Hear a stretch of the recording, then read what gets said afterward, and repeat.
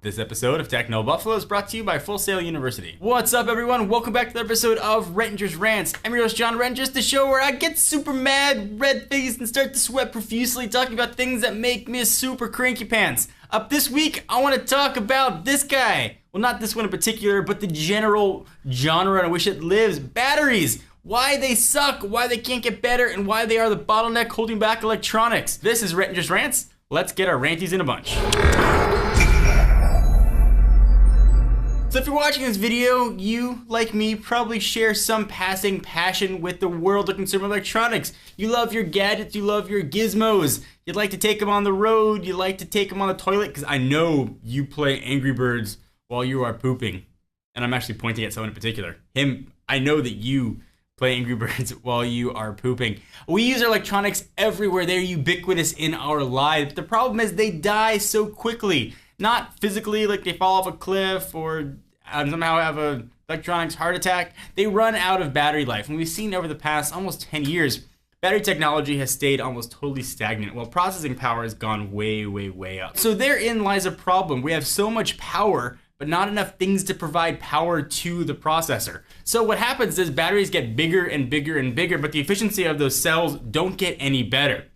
We're still using almost the same battery technology we used almost back at the original Razr phone, yet processors have gotten, single core, dual core, quad core, octa-core. So it got me back thinking about my old Game Boy days. If you don't know what the Game Boy was, I feel very, very sad for you. It was an awesome thing that played Tetris and black and white Mario, and I loved the thing, but I could only get my game on and maybe for about an hour and a half before the batteries died, and I figured, as a little John would, it's just that big.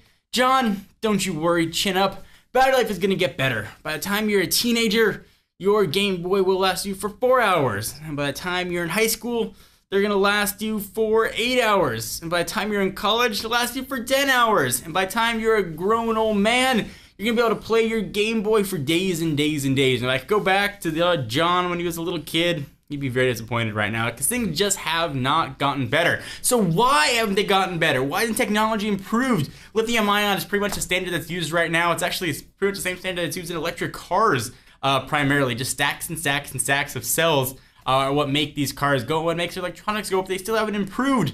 There are things that are coming. You've got lithium air batteries, which are supposedly going to improve efficiency, but the innovation behind battery technology has just not been there. Listen, I'm a selfish guy. I want to use my phone for 19 days and not plug it in. At the very least, why can't I recharge it using the sun or some sort of other kinetic motion while I'm running around? Battery life just needs to get better. Things need to last longer, and I wish that they would. So to you, battery maker, to you, Panasonic, and anybody else considering innovating, don't innovate in faster processors. There are plenty of people to do that. Leave that to AMD, leave that to Intel, leave that to NVIDIA and Qualcomm. Make better batteries. Put the R&D technology behind that. That is so important for how we do things. Not only, and hear me out, will it reduce landfills? Less batteries getting thrown away. It'll reduce the charge on the grid, so there'll be less energy being used. And whether you use a clean energy or dirty energy, which really doesn't matter, less of it will be used, so more efficiency will happen. And the world will be smiling, and that kid and me can play Mario Brothers and Tetris for 10, 12, 14 hours without having to worry. Or, in retrospect, probably having to talk to another kid. So please, work on it. Make things better. I want better battery technology. So let me exhale. Let me take a minute to thank our friends and sponsors at Full Sail University. Listen, if you use a smartphone or tablet, you know that the mobile web development world is on fire right now, and Full Sail University's mobile web development program has the answer for you.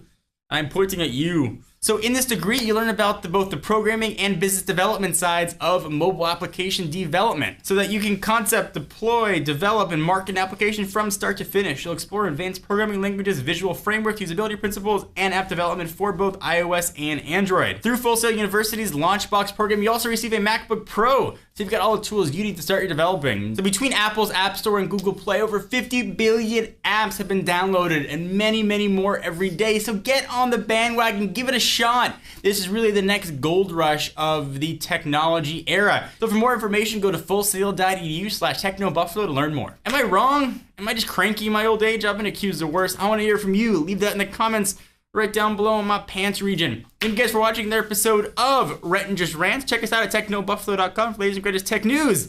I'm John Rettinger, and I'll see you in the next video.